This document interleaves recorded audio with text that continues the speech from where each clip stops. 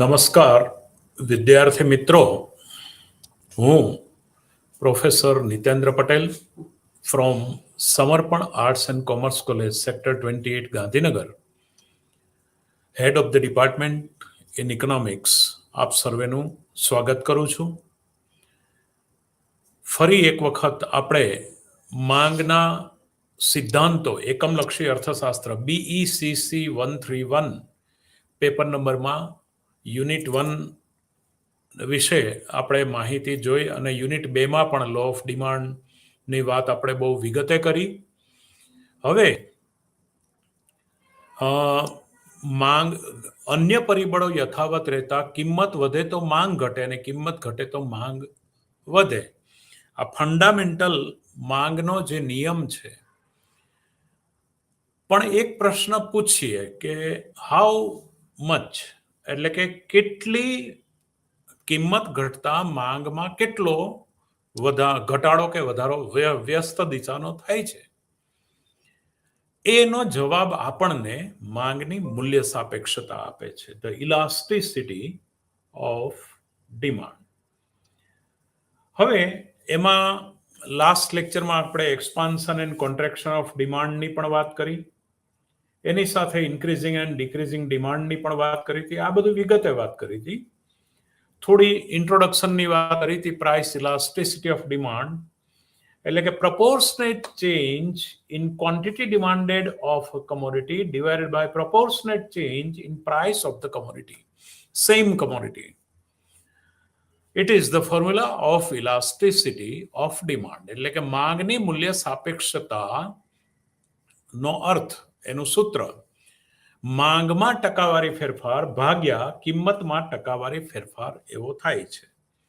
એટલે કે EP is equal to delta Q by Q.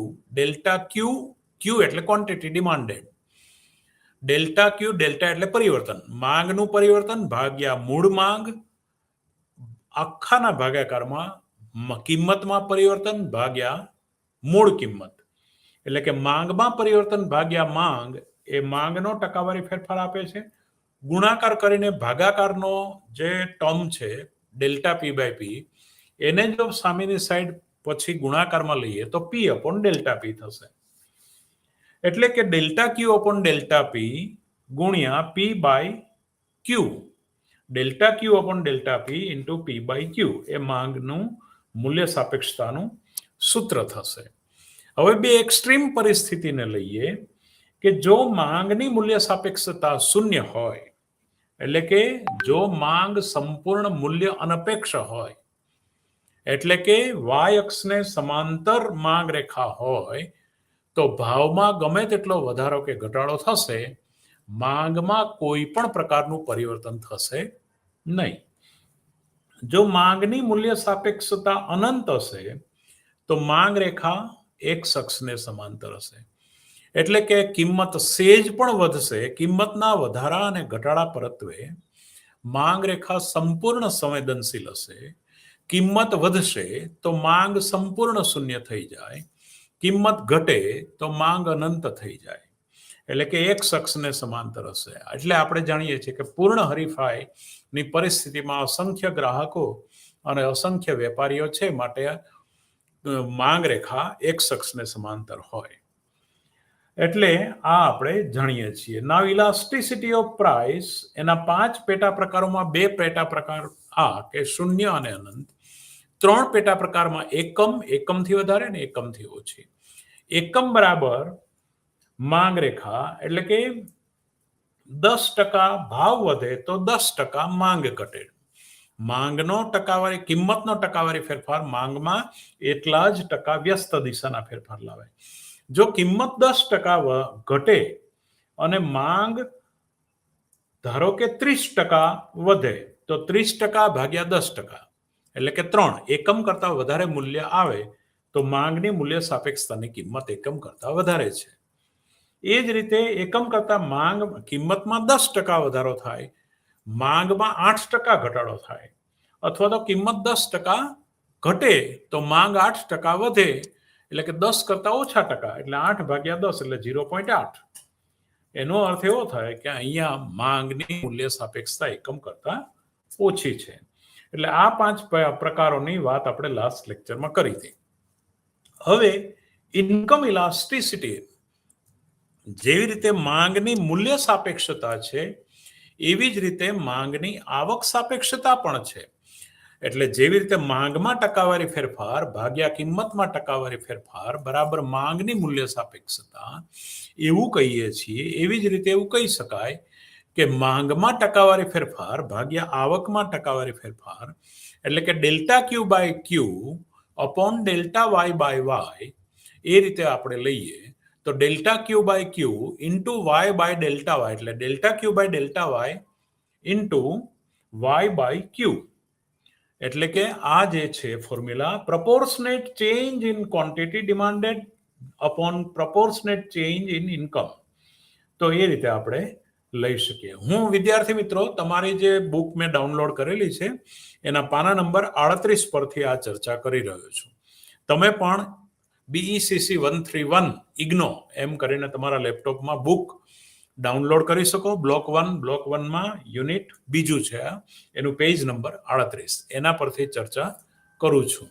એટલે તમે એમાં મારા આ યુટ્યુબના લેક્ચરની સાથે જોઈ શકશો. એટલે PPTની તમારે જરૂર રહે નહીં.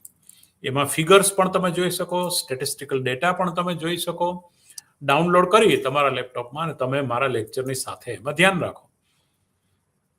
Price cross elasticity of demand, income elasticity of ડિમાન્ડની વાત કરું તો EI, capital E by I is a +1.8 હોય. ધારો કે એક ઉદાહરણ લઈએ છીએ, એનો અર્થ કે ગ્રેટર ધેન 0. એનો અર્થ એવો થયો કે આવક વધવાની સાથે માંગનો વધારો આવકના ટકાવારી વધારા કરતા વધારે છે. એનો અર્થ કે આપેલી વસ્તુ નોર્મલ ગુડ્સ હશે. જો -1.8 હોય એટલે કે આવક વધે એમ માંગ ઘટે, તો ધારો કે આવક વધે એમ માંગ ઘટે. માણસની આવક વધે અને બાજરી ખાતો હોય તો એ ઘઉં ખાય, થોડી ઊંચી ગુણવત્તાવાળી વસ્તુ ઉપભોગ કરે. તો આવક વધવાની સાથે બાજરીની માંગ ઘટશે. એટલે કે હલકી વસ્તુઓ જે છે એ આવક વધવાની સાથે માંગ ઘટે છે.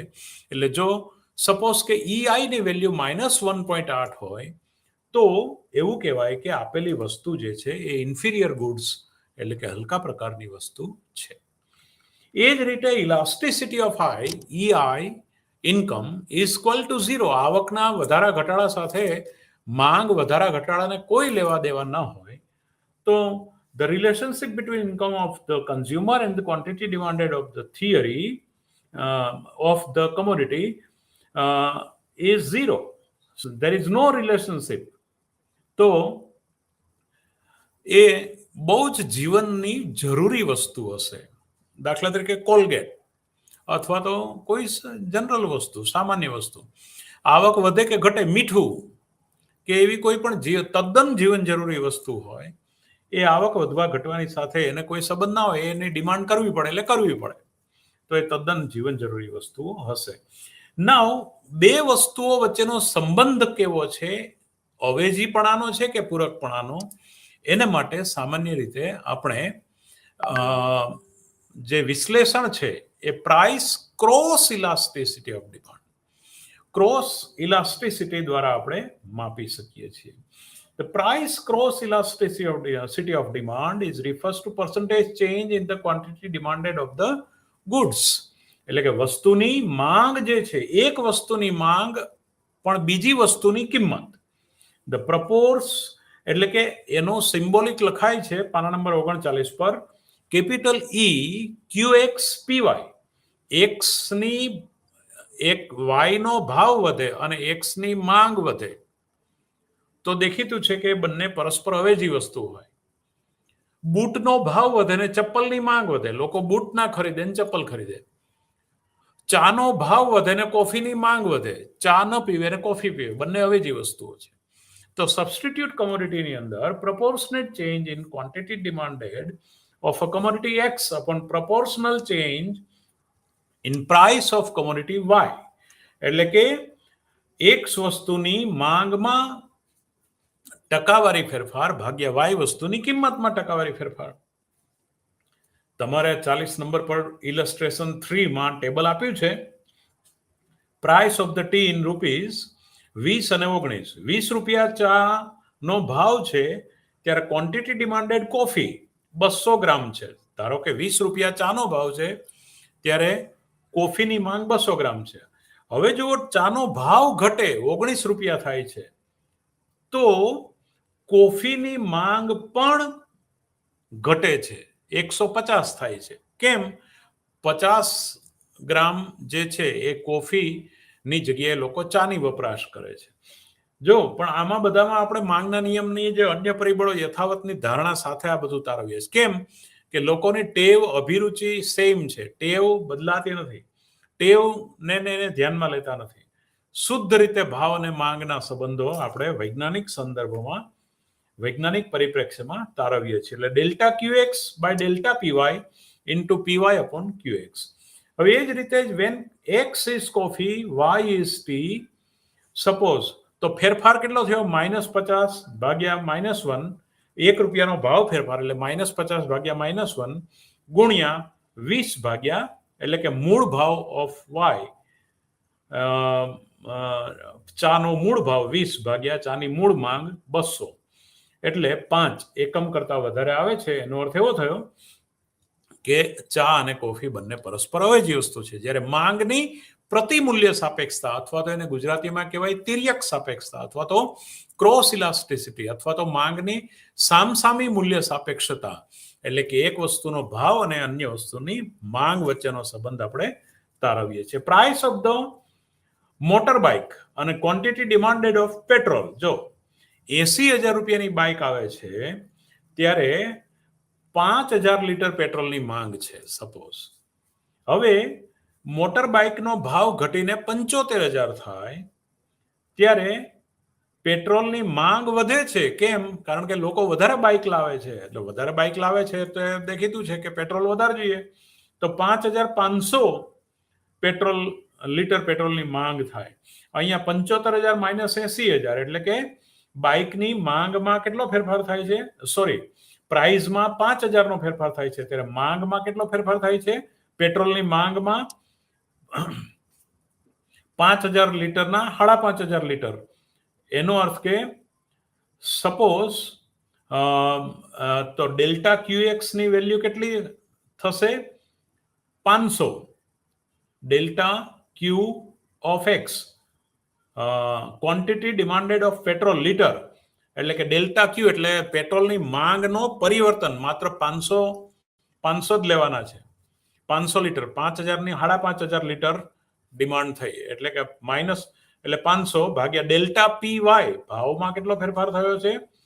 P Y, delta Q X ભાગ્યા delta P Y, price of Y commodity એટલે મોટર બાઇક. મોટર બાઇકને ભાવમાં કેટલો પરિવર્તન થયું છે? 5,000, એટલે 500 ભાગ્યા 5,000 ગુણ્યા પીવાય અપોન ક્યુએક્સ. પીવાય, પ્રાઇસ ઓફ વાય કમોડિટી કેટલી છે?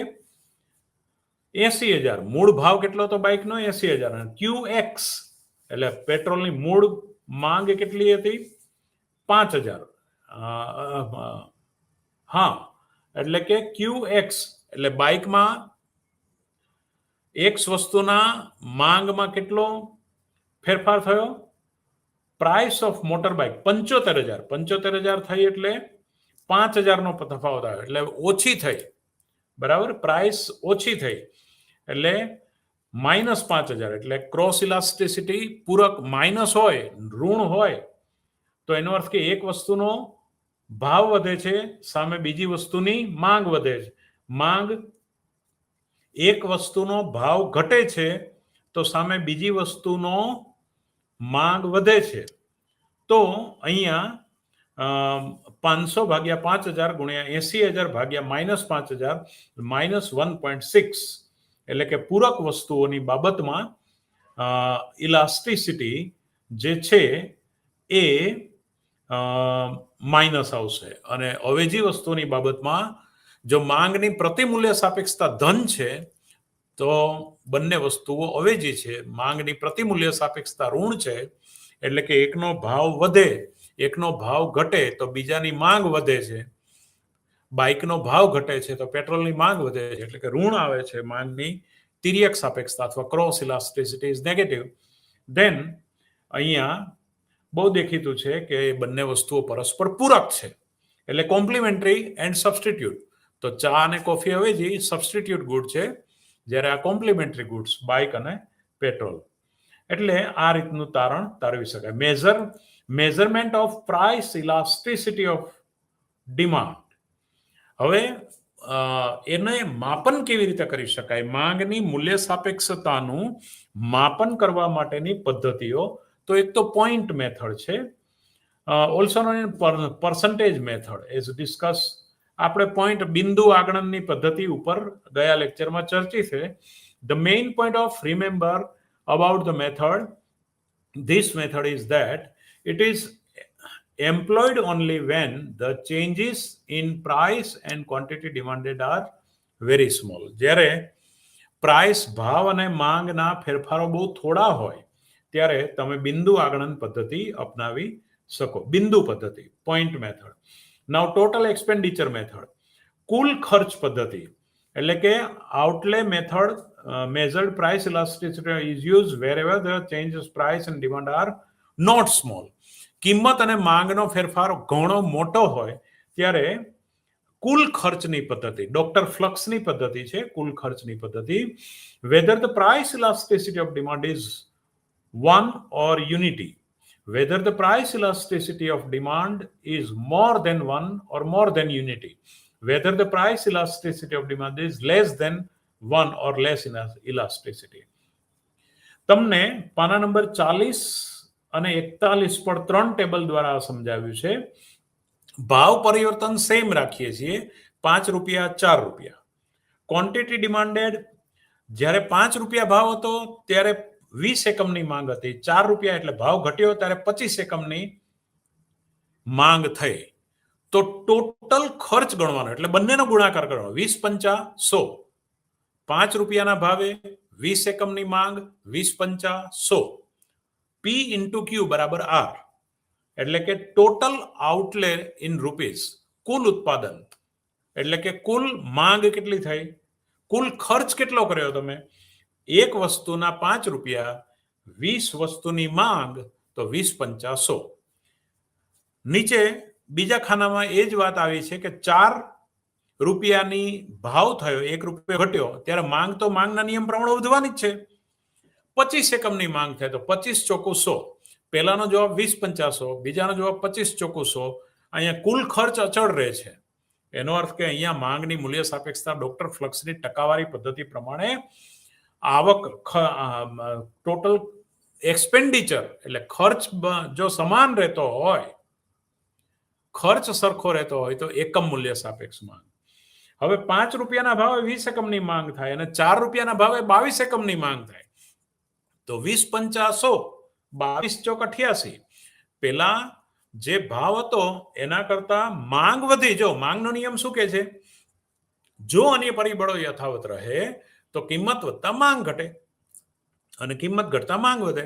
5 રૂપિયાના ભાવે 20 એકમ તો 4 રૂપિયાના ભાવે 22 એકમની માંગ થાય તો માંગ તો વધી, ભાવ ઘટ્યો, માંગ વધી. માંગના નિયમનું પાલન તો થયું, પણ માંગની મૂલ્ય સાપેક્ષતા એકમ કરતા ઓછી છે. કેમ? કુલ ખર્ચ માપો, 20 પંચા 100, 22 ચોક 88. એનો અર્થ કે પહેલા 100 એકમનું ખર્ચ થતું હતું 100 રૂપિયાનું, એ હવે 88 રૂપિયાનું ખર્ચ થાય. એટલે ખર્ચ ઘટ્યો, ભાવ ઘટ્યો, ખર્ચ ઘટ્યો. તો જ્યારે આ રીતે ખર્ચ, કુલ ખર્ચની પદ્ધતિ પ્રમાણે અહીંયા એકમ કરતા ઓછી મૂલ્ય સાપેક્ષ માંગ છે. એ જ રીતે 5 રૂપિયાના ભાવે 20 એકમની માંગ અને 4 રૂપિયાના ભાવે ધારો કે 25 હોય તો એકમ, પણ 30 એકમની માંગ છે તો 20 પંચા 100 અને 4 તેરી 12 એટલે કે 30 ચોક 120. એટલે પેલા 100 રૂપિયાની માંગ, 100 રૂપિયાનો ખર્ચ થતો હતો જે તે વસ્તુ પાછળ 5 રૂપિયાના ભાવે, ભાવ 1 રૂપિયો ઘટ્યો. 1 રૂપિયો ઘટવાને કારણે હવે કુલ ખર્ચ વધાર્યું છે. કેટલા રૂપિયા કર્યું છે હવે? 120 રૂપિયા. એટલે કુલ ખર્ચ વધ્યું હોવાને કારણે અહીંયા આપણે ગણી શકીએ કે માંગની મૂલ્ય સાપેક્ષતા એકમ કરતા વધારે છે. બીજી એ સિવાયની ત્રીજી પદ્ધતિ છે જીઓમેટ્રિક પદ્ધતિ.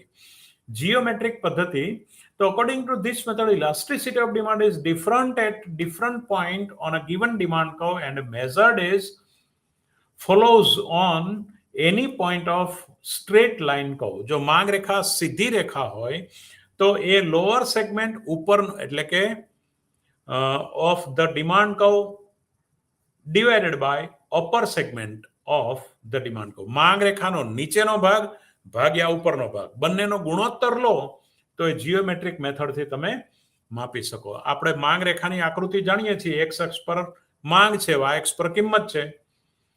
ધારો કે એવું એક કે બિંદુ આપણે લઈએ છીએ. જુઓ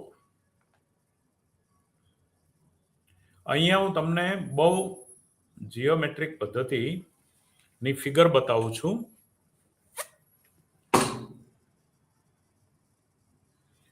અહીંયાથી તમે જોઈ શકશો કે ઉપર સૂત્ર આપ્યું છે અને અહીંયા કે બિંદુ છે. મારી આંગળી છે ત્યાં કે બિંદુ છે. અહીંયા માંગ માપી છે, અહીં કિંમત માપ્યો છે. તો કે આ બિંદુ અહીંયા વાય અક્ષ પર એ છે, વાય અક્ષ પર એ છે, એક્સ અક્ષ પર બી છે. એટલે કે બી ભાગ્યા કે એ એટલે મોટું ભાગ્યા નાનું. એનો અર્થ કે મધ્ય બિંદુ જે માંગ રેખાનું હશે એનાથી ઉપરની તરફ મોટું ભાગ્યા નાનું એટલે એકમ કરતા વધારે મૂલ્ય સાપેક્ષતા આટલામાં આવશે, એકમ કરતા ઓછી મૂલ્ય સાપેક્ષતા આટલા ભાગમાં આવશે અને મધ્ય બિંદુ એ એકમ બરાબર મૂલ્ય સાપેક્ષતા આવશે માંગ રેખામાં. એ જ વાત તમને અહીંયા આકૃતિમાં સમજાવી છે. જો એના પછીનું પાનું જે છે પાના નંબર 42 પર એ જ વાત મેં જે સમજાવી એ જ વાત. ઇલાસ્ટિસિટી ઓફ પ્રાઇસ ઉપર વાય અક્ષને અડીને જે બિંદુ છે એમાં અનંત છે, પછી એકમ કરતા વધારે છે, મધ્ય બિંદુમાં એકમ બરાબર છે, આ એકમ કરતા વધારે, એકમ બરાબર અને એકમ કરતા ઓછી. આ રીતે એક જ માંગ રેખા પર જીઓમેટ્રિક પદ્ધતિ પ્રમાણે માંગની મૂલ્ય સાપેક્ષતા માપી શકાય છે. અને એકમ મૂલ્ય સાપેક્ષ માટે માંગ રેખા જનરલી આ પ્રકારની હોય છે. કારણ કે માંગ રેખાના કોઈ પણ બે બિંદુઓ વચ્ચે એની નીચેનો જે લંબચોરસ છે એનું ક્ષેત્રફળ લંબાઈ ગુણા પહોળાઈ સરખું થાય છે આવા પ્રકારની માંગ રેખામાં. અને એટલા માટે જેટલા ટકા ભાવનો વધારો એટલા ટકા જ માંગનો ઘટાડો, અથવા જેટલા ટકા ભાવનો ઘટાડો એટલા ટકા માંગનો વધારો. એટલે નીચેનો એરિયા ક્ષેત્રફળ બદલતું નથી લંબચોરસનું, અને માટે એ એકમ મૂલ્ય સાપેક્ષ માંગ રેખા કહેવાય છે. આ માંગની મૂલ્ય સાપેક્ષતાના બહુ સરસ રીતે આપણે પ્રકારો સમજ્યા. નાવ માઇક્રો ઇકોનોમિક્સમાં કન્ઝ્યુમર બિહેવિયર એટલે કે ગ્રાહકના પક્ષે આ અર્થશાસ્ત્રનો આખો પાયો છે. અને આ કન્સેપ્ટ મને લાગે છે કે આ યુટ્યુબનું લેક્ચર તમે ઘૂંટીને વારંવાર સાંભળીને જરા સમજીને તૈયાર કરજો, કે જેથી કરીને આગળ ઉપર જ્યારે તમે અભ્યાસ કરો એકમલક્ષી અર્થશાસ્ત્ર તમારો ગ્રાહકનો સિદ્ધાંત ખૂબ પાકો થશે. બરાબર. Determinants of the price elasticity of demand. હવે આ માંગની મૂલ્ય સાપેક્ષતા ને નક્કી કરતા નિર્ધારક પરિબળો કયા કયા હોય છે? તો પેલું number 1 nature of the commodity, એટલે કે વસ્તુનો પ્રકાર. જો વસ્તુ કમ્ફર્ટ હોય, પછી લક્ઝુરિયસ હોય એટલે કે અને નેસેસરી હોય, જીવન જરૂરી ચીજ વસ્તુઓ હોય એની મૂલ્ય સાપેક્ષતા એકમ કરતા ઓછી હોય. બરાબર. ટેક્સ ધ કેસ ઓફ વીટ્સ, તો એ ભાવ ગમે એટલા હોય એની માંગ તો થવાની જ, એની રિડ્યુસ થશે નહીં. ભાવ વધવા છતાં એની માંગમાં બહુ રિડ્યુસ આવશે નહીં ઘઉં જેવી બાબતમાં. In case of comforts, the change of price makes the consumer change to quantity demanded relative more and so is more elastic. Comfort જે વસ્તુ છે સુખ સગવડની અને લક્ઝુરિયસ જે વૈભવી ચીજો છે એની માંગની મૂલ્ય સાપેક્ષતા એકમથી વધારે હશે. નંબર ઓફ સબસ્ટિટ્યુટ્સ એટલે કે અવેજી કેટલી મળે છે. જેમ અવેજી વસ્તુઓનું પ્રમાણ વધારે એ માંગની મૂલ્ય સાપેક્ષતા વધારે. દાખલા તરીકે સાબુની દુનિયા છે, તો સાબુની દુનિયામાં ઘણા બધા પ્રકારના સાબુઓ છે. તમારી ટેસ્ટ અભિરુચિને ધ્યાનમાં ન લેતા ધારો કે સાબુઓ ઘણા બધા પ્રકારના છે. આ સાબુઓમાંથી કોઈ પણ એક સાબુનો ભાવ જો વધે તો વ્યક્તિને સાબુ ખરીદતી વખતે એની અવેજી મળી રહે. કારણ કે એક્સ સાબુનો ભાવ વધે તો વાય સાબુની માંગ વધે. એટલે એની અવેજી વસ્તુઓ બહુ છે માટે એની મૂલ્ય સાપેક્ષતા ઊંચી હશે. જેમ ભાવ ઓછો હશે એમ એની માંગ વધારે હશે. પછી price level of a commodity, એટલે કે number of uses of a commodity. એટલે કે આ જે એ જ રીતે હું તમને બીજું ઉદાહરણ આપું કે ઇલેક્ટ્રિસિટી. તો ગયા વખતે પણ મેં વાત કરી હતી કે ઇલેક્ટ્રિસિટીનો એક કરતા વધારે યુઝ છે. પેટ્રોલની જગ્યાએ પણ હવે તો વાપરી શકાય. કેમ? પેલી બેટરી વાળી ગાડી આવી ગઈ તો પેટ્રોલની જગ્યાએ પણ ઇલેક્ટ્રિસિટીનો ઉપયોગ થાય. મશીન ચાલકમાં પણ થાય, કોમ્પ્યુટરમાં પણ થાય. અત્યારે તમારા મોબાઈલના રિચાર્જમાં પેલા ચાર્જ કરવામાં પણ થાય. ઇલેક્ટ્રિસિટી આજે બેઝિક નીડ થઈ ગઈ ને, અને એના ઉપયોગો ઘણા બધા. ઇલેક્ટ્રિક સગડીથી તમે રસોઈ પણ બનાવી શકો, હીટરથી પાણી પણ ગરમ કરી શકો, બરાબર. અને ઇલેક્ટ્રિસિટીનો આજે ઘણો ઉપયોગ છે. તો એની thus a commodity such a colza which can be used in producing power generation, domestic purpose and industrial purpose. We have higher price elasticity of demand than a commodity with only one or very few uses. Butter, for instance. માખણ જેવી બહુ જે વસ્તુનો બહુ જ મર્યાદિત અથવા એક જ ઉપયોગ હોય એના કરતા જેના અનેક ઉપયોગો હોય એવા પ્રકારની વસ્તુની માંગની મૂલ્ય સાપેક્ષતા વધારે હોય છે. એટલે કે ઇન્ડસ્ટ્રીયલ પર્પઝ માટે પણ કોલસાનો ઉપયોગ થાય, પછી પાવર જનરેશન માટે, અને ડોમેસ્ટિક એટલે ઘરગથ્થુ કોઈ સગડી રસોઈ બનાવવા માટે પણ કોલસાનો ઉપયોગ થાય. તો આ પ્રકારની વસ્તુ જે છે એક કરતા વધારે ઉપયોગવાળી એની મૂલ્ય સાપેક્ષતા ઊંચી હોય છે. Now price level of a commodity, એટલે કે price level of a commodity, વસ્તુનું ભાવ સપાટી. The level of price will also have an impact on price elasticity of demand. Commodity like a box of matches which has a very low price will have less price elasticity of demand. તમારી આવકનો પણ બહુ ઓછો ભાગ ખર્ચાતો હોય ને, જે price level છે, મીઠું છે, બાકસ છે, માચિસ બોક્સ છે, એના ભાવ સામે લોકો જોતા નથી. એની માંગની મૂલ્ય સાપેક્ષતા ખૂબ જ ઓછી હોય છે, લગભગ નહીવત હોય છે, બરાબર. અને એ વસ્તુ જોઈએ એટલે જોઈએ. Now, a medium price commodity like a exhaust fan will have relative more price elasticity of demand. Exhaust fan ને એવી બધી વસ્તુઓ જે છે એ માચિસ બોક્સની તુલનામાં થોડું એનું પ્રાઇસ લેવલ ઊંચું હોય છે, તો એની માંગની મૂલ્ય સાપેક્ષતા માચિસ બોક્સ કરતાં પણ વધારે હશે. તો આપણે આ રીતે આ વસ્તુને જોઈ શકીએ છીએ. તો tend toward elasticity, tend toward inelasticity. નાવ જો એક ટેબલ તમારા પાના નંબર 44 પર આપ્યું છે કે long period, availability of the substitute, જે વધારે મૂલ્ય સાપેક્ષતા તરફ દોરી જતા પરિબળો હું એક સાથે બોલું છું કે અવેજી વસ્તુઓ વધારે હોય, લાંબો ગાળો હોય, લક્ઝુરિયસ અને કમ્ફર્ટ વસ્તુ હોય, પેરિશેબલ એટલે નાશવંત વસ્તુ હોય, બરાબર. નાશવંત વસ્તુ દૂધ છે, શાકભાજી છે, એ અમુક ટાઈમે વેચી જ નાખવા પડે ને બગડી જાય. તો આ બધા ટેન્સ ઇલાસ્ટિસિટી તરફ લઈ જાય છે તમને.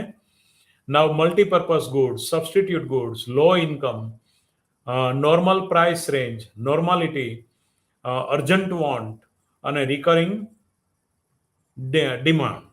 આ વસ્તુ trend toward elasticity. Trend toward inelasticity એટલે કે મૂલ્ય અનપેક્ષતા તરફ દોરી જનારા પરિબળો, ટૂંકો ગાળો, શોર્ટ પીરિયડ, લેક ઓફ સબસ્ટિટ્યુટ્સ એટલે કે અવેજીપણાનો અભાવ.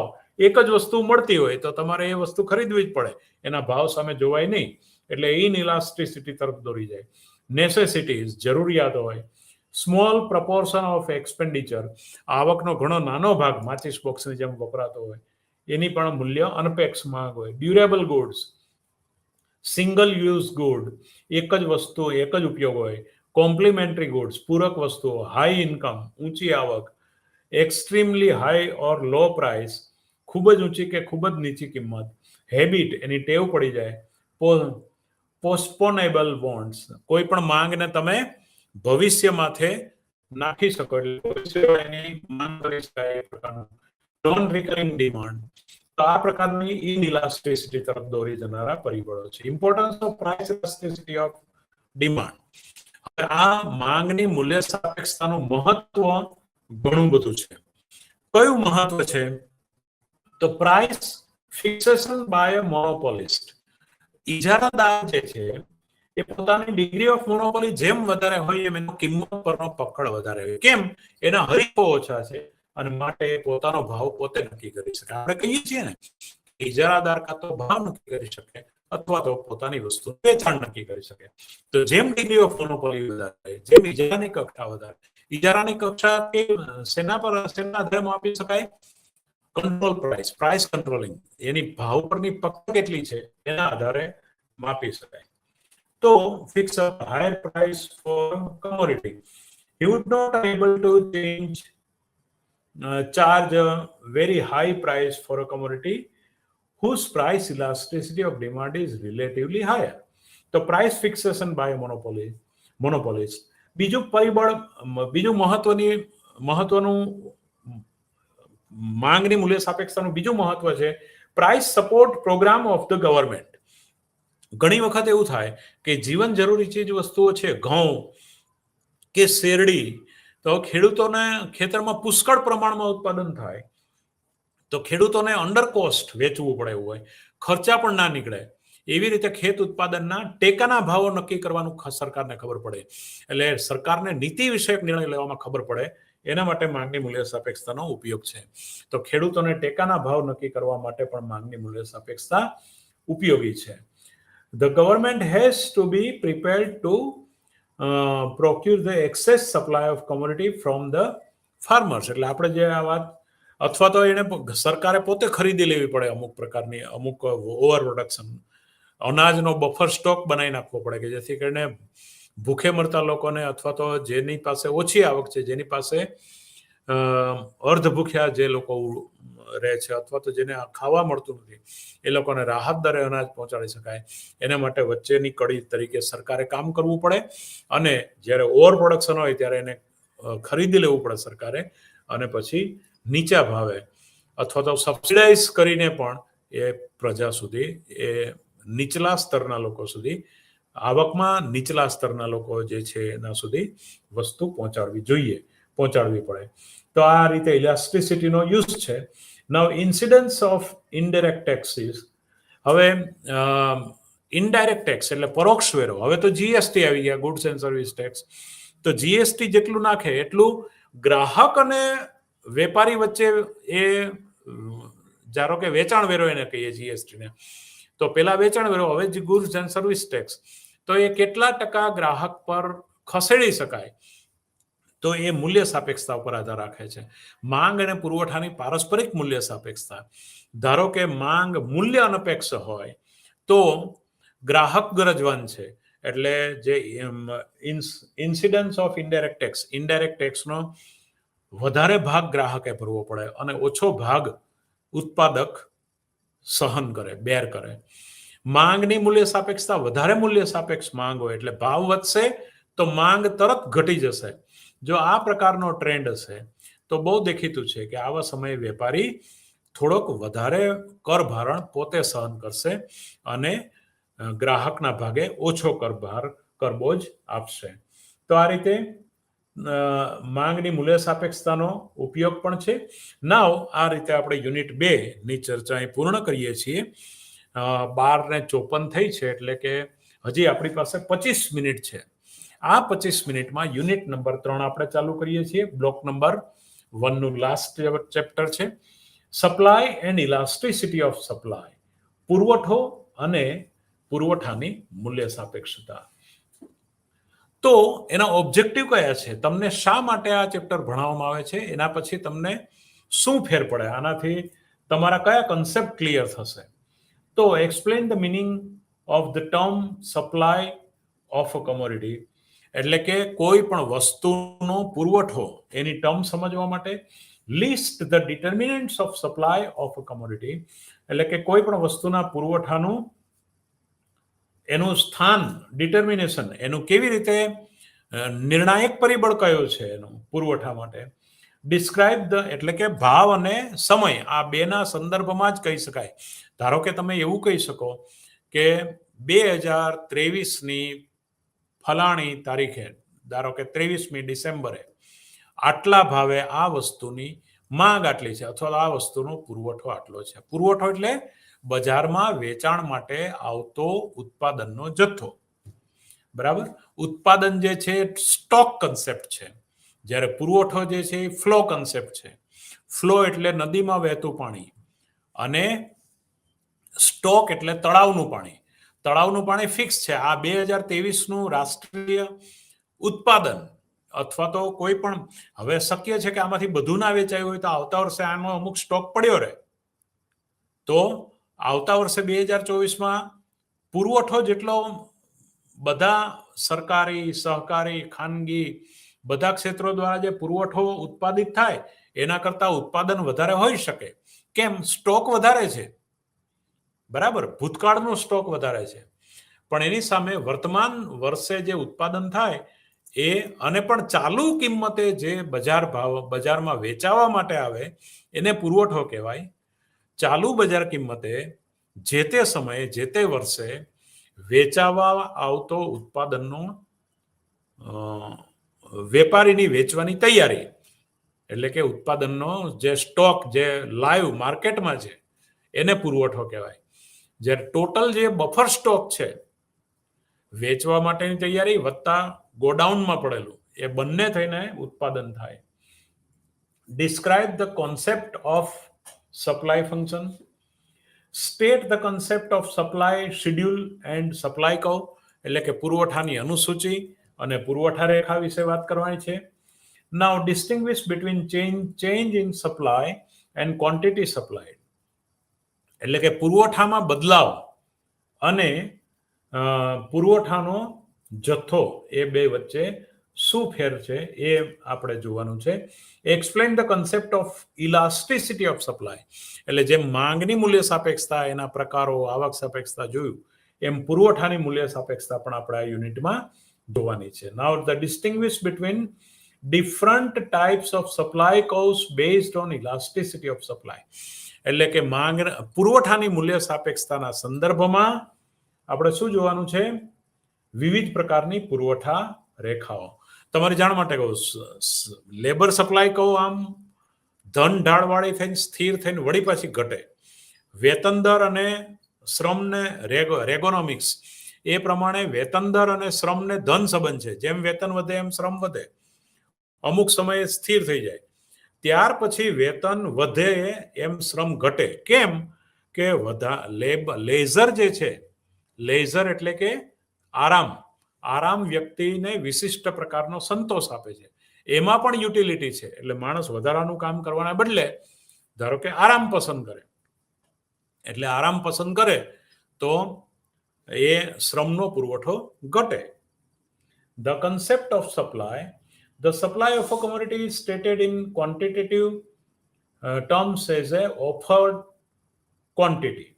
Now, supply refers to quantity of a commodity that producers are willing to produce. એટલે કે સ્વેચ્છાએ ઉત્પાદન કરવા માટેની તૈયારી for sale at different price per unit of time.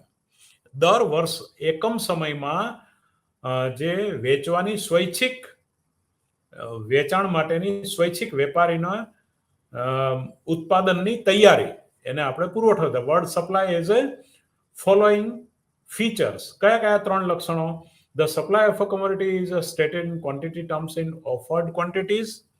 Number 1. Number 2, the supply of a commodity is always with reference to the price, એટલે કે એના ભાવોના સંદર્ભમાં નક્કી કરવું પડે. કે ધારો કે 500 રૂપિયા કોનો બ્લેન્કેટ હોય, ત્યારે 500 રૂપિયાના સંદર્ભમાં, 500 રૂપિયાના ભાવે કેટલા બ્લેન્કેટ વેચવાની વેપારીની તૈયારી છે, એ એટલે કે ભાવનો સંદર્ભ લેવો પડે. અને ત્રીજું, the supply is also measured as a flow or expressed with reference to a unit of time which may be a day, week, fortnight, a month or a year. વર્ષ, મહિનો, અઠવાડિયું, દિવસ, એ ટાઈમનો સંદર્ભ તમારે લેવો પડે. ટાઈમ, ભાવ અને જથ્થો, આ ત્રણ વસ્તુ. ઘણી વખત એવું બને કે ઉત્પાદન ઓછું એને પુરવઠો માંગ વધી જાય તો પુરવઠો ઓછો પણ હોય. એટલે stock and supply, the difference between stock and supply, તો એમાં પણ આ ત્રણ ભાગ આપ્યા છે. એમાં the implies the volume of a commodity which can be brought into a market for sale at a short notice. Stock is a potential supply. બરાબર. એની બીજી બાજુની સામે સપ્લાય એટલે it implies the quantity of a commodity which is actually brought into the market for sale. જુદી જુદી કિંમતે વસ્તુ વેચવાની તૈયારી જે છે એ ખરેખર સપ્લાય આપે છે.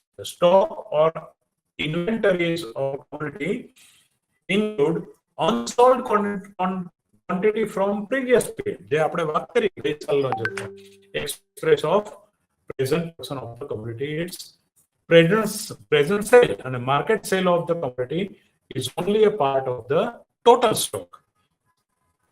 એટલે આ બધી વાતની રીતે આપણે પુરવઠો અને જથ્થાની વચ્ચે તફાવત જોઈ શકીએ છીએ. હવે now the determinants of supply, પુરવઠાને નક્કી કરતા પરિબળો કયા? price of the commodity supplied, એટલે કે પહેલું મહત્વનું ને અગત્યનું પરિબળ ભાવ. જે તે વસ્તુના જેમ ભાવ વધે એમ વેપારીની વેચવાની તૈયારી વધે છે ને માટે પુરવઠો વધે છે.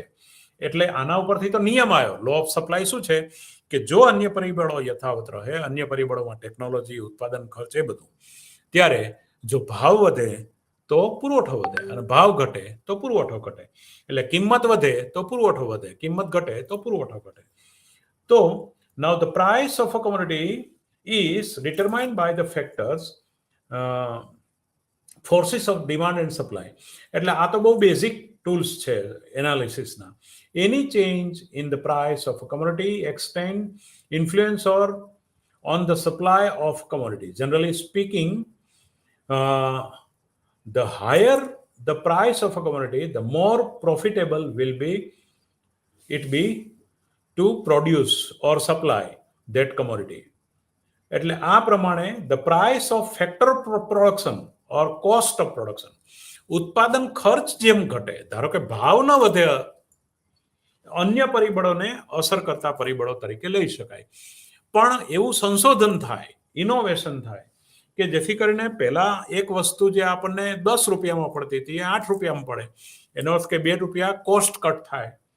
એવું સંશોધન આવે, એવા સારા મશીનો આવે તો પ્રાઇસ ઓફ ફેક્ટર પ્રોડક્શન અથવા તો શ્રમના વેતનો તો ઘટતા નથી, પણ મશીનોના ભાવ ધારો કે ઘટે, એની એફિશિયન્સી વધે, ઉત્પાદન ખર્ચ કોઈ પણ રીતે ઘટે, તો rise in cost of production of a commodity discourage the production or supply of the commodity. એટલે કે વસ્તુના ઉત્પાદન ખર્ચ વધે એ એનું ઉત્પાદન કરવાને અવરોધે છે.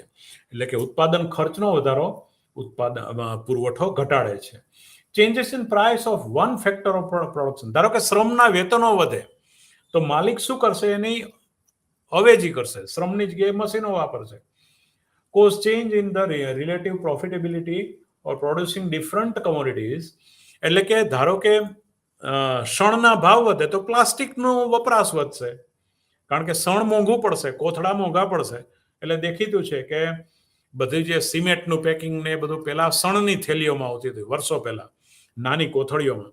જો એનો ભાવ મોંઘો પડે કંપનીના માલિકોને તો પછી પ્લાસ્ટિકની કોથળીઓમાં સિમેન્ટ વેચવામાં આવે. એટલે the price of a factor of production or cost of production, એટલે કે ઉત્પાદનના ખર્ચ, એના ઉપર પણ આખી વાત જાય છે. હવે prices of other goods, એટલે કે અન્ય વસ્તુઓના ભાવો પર પણ આધાર છે. other things remain unchanged, the supply and production of a commodity will fall as the prices of other commodity rise and vice versa.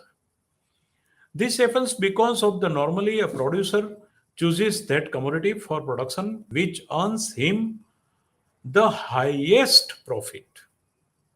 કારણ કે આપણે જાણીએ છીએ કે ગ્રાહક અને ઉત્પાદકનું વર્તન તર્કબદ્ધ છે અને તર્કબદ્ધ વર્તનમાં ઉત્પાદક મહત્તમ નફો કમાવા ઈચ્છે છે, ગ્રાહક મહત્તમ સંતોષ ઈચ્છે છે.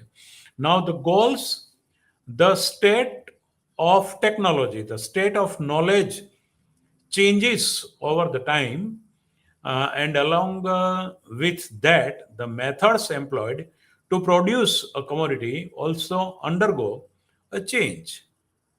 The increase in the knowledge about the means of production, એટલે આપણે જે વાત કરીએ નવા સંશોધનો થાય, ઉત્પાદન ખર્ચ ઘટે, method of production leads to lower cost, the production of goods already being produced and a large variety of new products. તો એ રીતે એની પુરવઠાની મૂલ્ય સાપેક્ષતા પણ એ રીતે વધે છે, ઘટે છે. Goals of the producer, the objective with which the producer undertakes production also influence the supply of a commodity. The objective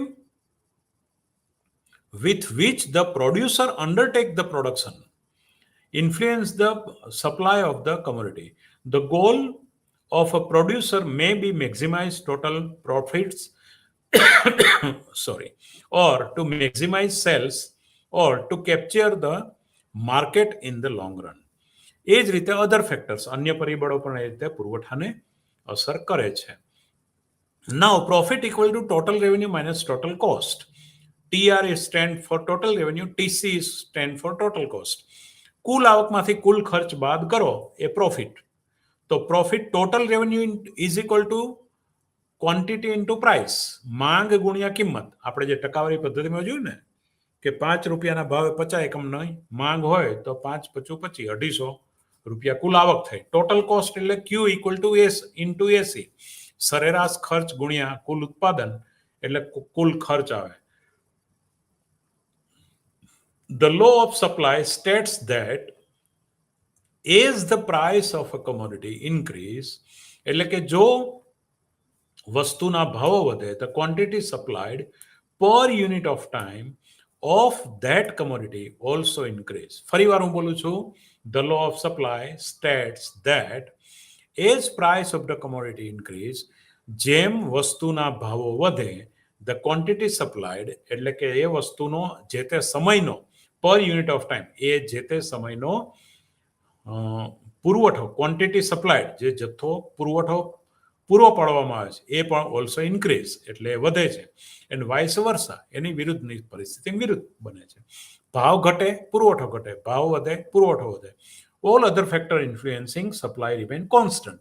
આ બધા જે 4-5 પરિબળોની જે આપણે ટેકનોલોજીની બધાની ચર્ચા કરી એ અચળ રહેશે, ઉત્પાદન ખર્ચ ને એ બધું.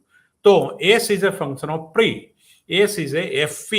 એ રીતે આપણે પુરવઠાનું વિધેય લખવું હોય તો QS is A function of P1, P2, P3 up to Pn, F1 up to Fn, Tgi, EI, where QS stand for supply of a commodity of one.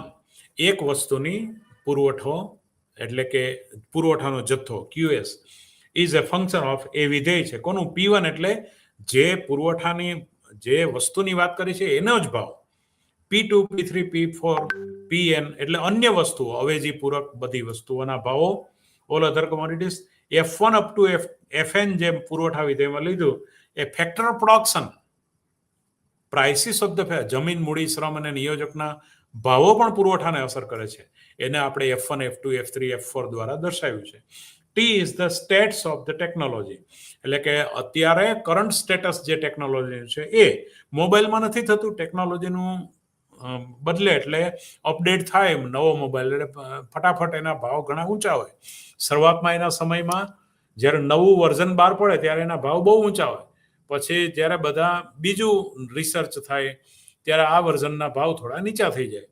એટલે એ ટી એટલે કે state of the technology. G is goal of the producer, એટલે કે ઉત્પાદકનો હેતુ તો નફાનો છે. The supply schedule તમને આપ્યું છે પેજ નંબર 53 પર. હું 53 પર ચર્ચા કરી રહ્યો છું અત્યારે. આપણી પાસે હજી 10 મિનિટ છે. એટલે કે ભાવ ટેબલમાં આપ્યું છે 2, 3, 4, 5, 6 ભાવ વધે છે તો quantity સપ્લાયડ is in 1000 per month. દર મહિને જે પુરવઠો પૂરો પાડવામાં આવે છે એ 25, 40, 50, 60, 70 એટલે કે ભાવ વધતા પુરવઠો વધે છે. હું તમને શેડ્યુલ અનુસૂચિ બતાવું છું અને પછી એ પુરવઠા રેખા બતાવી રહ્યો છું. આપણે જોઈ શકીશું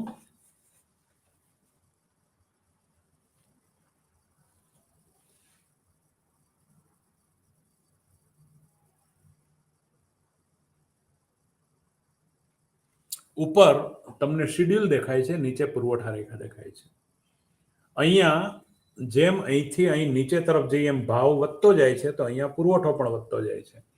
એટલે ભાવ વધવાની સાથે પુરવઠો વધે છે અને પુરવઠા રેખાને એ રીતે આમ ધન-ઢાળ દોરવામાં આવ્યો છે.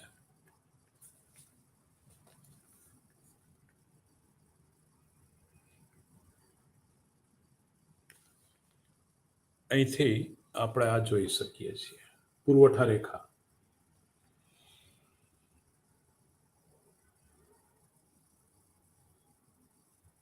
તો આ રીતે પુરવઠા રેખા દોરી શકાય છે અને એ ફિગરના આધારે આપણે જોઈ શકીએ છીએ.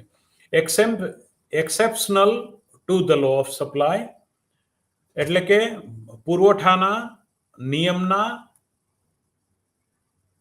એક્સેપ્શનલ અપવાદો કયા છે? Non maximisation of profit.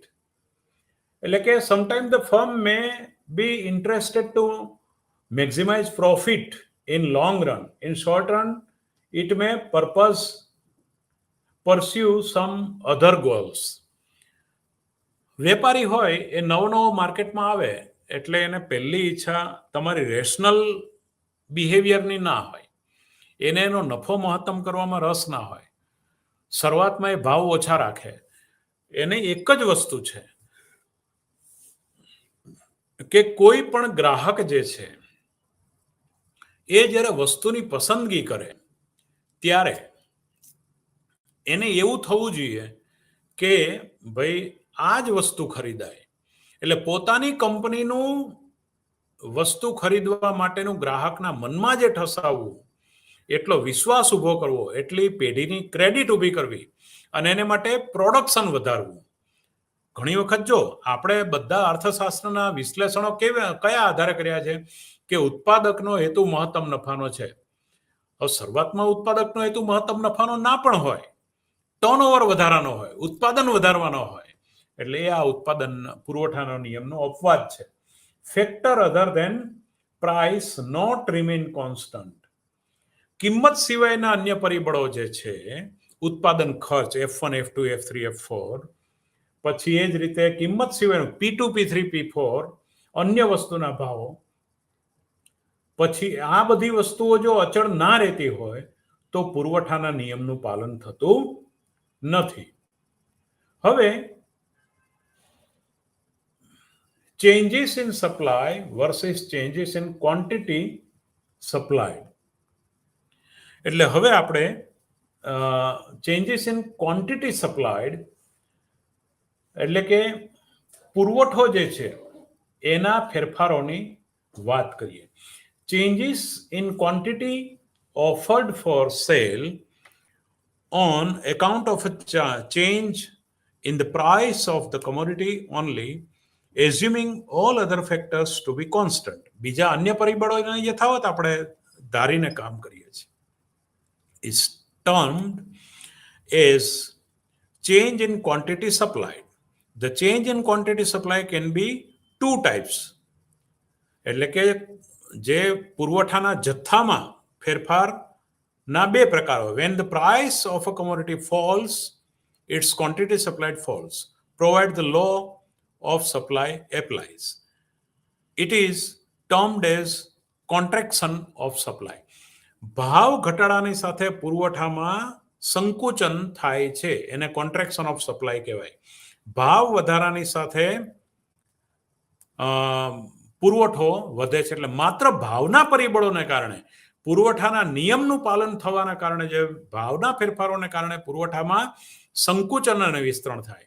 ભાવ ઘટે, પુરવઠો ઘટે એટલે પુરવઠામાં સંકુચન થાય, કોન્ટ્રેક્શન ઓફ સપ્લાય. ભાવ વધે, પુરવઠો વધે, એક્સટેન્શન ઓફ સપ્લાય. બરાબર, પુરવઠો વધે છે. એટલે કે બી પોઈન્ટ પરથી એ પોઈન્ટ પર ને બી પોઈન્ટ પરથી એ પોઈન્ટ પર આવીએ નીચેની સાઈડ તો ભાવ ઘટે, પુરવઠો પણ ઘટે. બી થી સી તરફ જઈએ, જો અહીંયા મેઇન વચ્ચેના બિંદુએ પુરવઠો નક્કી કર્યો છે ને ભાવ નક્કી કર્યો. આ બાજુ જઈએ તો ભાવ ઘટે છે, ભાવ ઘટે માટે પુરવઠો ઘટે. ઉપર સી બાજુ જઈએ તો ભાવ વધે છે માટે પુરવઠો પણ વધશે. એક્સ અક્ષ પર પુરવઠો માપ્યો છે, વાય અક્ષ પર ભાવ માપ્યો છે. એટલે પુરવઠા રેખા તમે આ રીતે ડ્રો કરી શકો છો. નાઉ ચેન્જીસ ઇન સપ્લાય, પુરવઠામાં વધારો અને ઘટાડો. તો production of a commodity undergoes a change because of the factor other than the price. ભાવ સિવાયના અન્ય પરિબળોના ફેરફારો. Decrease in supply. When the quantity of commodity supplied falls at the same price, it is referred to a decrease in supply. If represent in form of a curve, it implies leftward shifting. એટલે કે જો SS પુરવઠા રેખા ઉપરની તરફ ડાબી બાજુ ખસી જાય તો પુરવઠો સેમ પ્રાઇસમાં ઘટે છે. તમે પ્રાઇસ સેમ લો પણ પુરવઠો ઘટશે. એસએસ પુરવઠા રેખા હું તમને બતાવું છું. વચ્ચેની જે રેખા છે એસએસ મૂળ પુરવઠા રેખા, એમાંથી વાયએક્સ તરફ તમે જાઓ એટલે સેમ પ્રાઇસમાં પુરવઠો એક્સ અક્ષ પર લીટી તમે દોરો તો આ બાજુ આવશે. તો આ એક રેખા પર અહીંથી આમ ડાયરેક્ટ લીટી દોરો તો વચ્ચેની રેખા જે આ એક્સ અક્ષને ટચ કરે છે એનાથી આ રેખા એક્સ અક્ષને ઓરિજિન ઉગમ બિંદુ બાજુ ટચ કરશે. એનો અર્થ એવો થયો કે ભાવમાં કોઈ ફેરફાર નથી થતો, પણ પુરવઠા રેખા ઉપરની બાજુ ડાબી બાજુ ખસે છે, ઉપરની બાજુ વાયએક્સ બાજુ તો પુરવઠામાં ઘટાડો છે, નીચેની બાજુ ખસે છે તો પુરવઠામાં વધારો છે. પુરવઠામાં વિસ્તરણ સંકુચન અને પુરવઠામાં વધારો ઘટાડો આ રીતે આપણે સમજવાનો છે. વાય સપ્લાય કર્વ શિફ્ટ, પુરવઠા રેખા કેમ ખસે છે? Change in the price of the other commodities. અન્ય વસ્તુના ભાવોમાં ફેરફાર થાય એટલે જે તે વસ્તુના ભાવમાં ફેરફાર ન થાય તો પણ એ પુરવઠા રેખા ઉપરની બાજુ કે નીચેની તરફ ખસે છે. Change in the price of the factor production, ઉત્પાદનના સાધનોના ભાવમાં વધારો ઘટાડો થાય. ધારો કે શ્રમના ભાવ વધે, બરાબર, તો પણ શ્રમના ભાવ વેતનો વધે તો પણ પુરવઠો માલિકો ઉત્પાદન ઘટાડવા પ્રયત્ન કરે તો પણ એ સપ્લાય ઘટે છે. ચેન્જ ઇન ધ ટેકનોલોજી, ટેકનોલોજીમાં કંઈક સંશોધન થાય. જો કે જે અપડેટ થયેલી હોય એનાથી નીચી તો ટેકનોલોજી આવે જ નહીં. તો ટેકનોલોજી સુધરે એટલે ઉત્પાદન ખર્ચ ઘટે કે જેથી કરીને પુરવઠા રેખા નીચેની તરફ ખસે એટલે એ સેમ પ્રાઇસમાં તમે વધારે પુરવઠો આપી શકો છો. Change or expectation of change in other factors, એટલે કે અન્ય પરિબળોમાં પણ જો ફેરફાર થાય તો પણ ઘણીવાર યુદ્ધનો ડર હોય, અફવાઓ હોય કે ભાઈ આ વસ્તુનો ભાવ વધશે તો ભાવ વધારાની અફવાના આધારે હાલના તબક્કામાં ભાવ વધારો ન થયો હોય તો પણ વેપારીઓ સટ્ટો ખેલવા માટે ગોડામમાં માલ ભરી દેશે અને હાલમાં વેચવા તૈયાર નહીં થાય. તો ભવિષ્યમાં ભાવ વધવાની અફવા હોય તો હાલના તબક્કે પુરવઠો ભાવમાં કોઈ ફેરફાર ન થવા છતાં ઘટી જાય. ભવિષ્યમાં આ વસ્તુનો ભાવ ગગડી જશે, અત્યારે વેચી કાઢો, એવી અફવા હોય તો વેપારી એ સમયે વસ્તુ વેચવા વધારે તૈયાર થશે. નાઉ ધ ઇલાસ્ટિસિટી ઓફ સપ્લાય, એટલે હવે મહત્વની વાત, આ પુરવઠાનો નિયમ અને બધી વાત આપણે અહીંયા કરીએ છીએ. હવે પુરવઠાની મૂલ્ય સાપેક્ષતાનું સૂત્ર આપણી પાસે 1 મિનિટ છે ત્યારે જોઈએ કે ડેલ્ટા ક્યુ બાય ક્યુ એટલે કે માંગમાં ટકાવારી ફેરફાર ભાગ્યા પુરવઠામાં ટકાવારી ફેરફાર એટલે કે quantity સપ્લાયડ percentage change in price of a commodity, or we can say the elasticity of supply can be defined the percentage change in quantity supplied. એટલે કે ડેલ્ટા ક્યુ બાય ક્યુ, પહેલામાં માંગની મૂલ્ય સાપેક્ષતા, અહીંયા ડેલ્ટા ક્યુ બાય ક્યુ એટલે કે પુરવઠામાં ટકાવારી ફેરફાર ભાગ્યા ભાવમાં કિંમતમાં ટકાવારી ફેરફાર ડેલ્ટા પી બાય પી બંનેને 100 વડે ગુણો એટલે બંને ઉપર નીચે ઉડી જાય. તો ડેલ્ટા ક્યુ એસ, પેલું ડેલ્ટા ક્યુ ડી હતું, ડિમાન્ડ માંગની મૂલ્ય સાપેક્ષતા, આ delta Q S by Q S upon delta P S by P, delta P by P, એટલે કે delta Q S by Q S ગુણ્યા, હવે ભાગાકારનો ભાગાકાર અંશમાં આવી જાય એટલે પી બાય ડેલ્ટા પી, એટલે કે delta Q S by delta P into P by Q S એ પુરવઠાની મૂલ્ય સાપેક્ષતાનું સૂત્ર થશે. વિદ્યાર્થી મિત્રો, માંગનો નિયમ, અર્થશાસ્ત્રનું મૂળ, એ ઉપરાંત માંગની મૂલ્ય સાપેક્ષતા, એના વિવિધ પ્રકારો, એના ઉપયોગો, માંગની મૂલ્ય સાપેક્ષતા વિશે આપણે એને અસર કરતા પરિબળો, આ બધું જ પ્રતિમૂલ્ય સાપેક્ષતા અને પુરવઠાનો નિયમ અને પુરવઠાની મૂલ્ય સાપેક્ષતાનું સૂત્ર, આટલો ભાગ આપણે 131માં બતાવ્યો છે. યુનિટ 3માં આપણે બ્લોક 1માં હવે કદાચ આવતા સોમવારે એટલે પછી એક એક્સ્ટ્રા લેક્ચર માં આપણે હવે પછી પુરવઠાની મૂલ્ય સાપેક્ષતા અને પછી ત્યાર પછી બ્લોક 2 અને 3 એની વિગતે ચર્ચા કરીશું. અત્યારે મારાથી બનતો આ વિષયને ન્યાય આપવા માટે મેં પ્રયાસ કર્યો છે. કંઈ પણ ક્ષતિ રહી ગઈ હોય તો દરગુજર કરશો. Thank you. આભાર.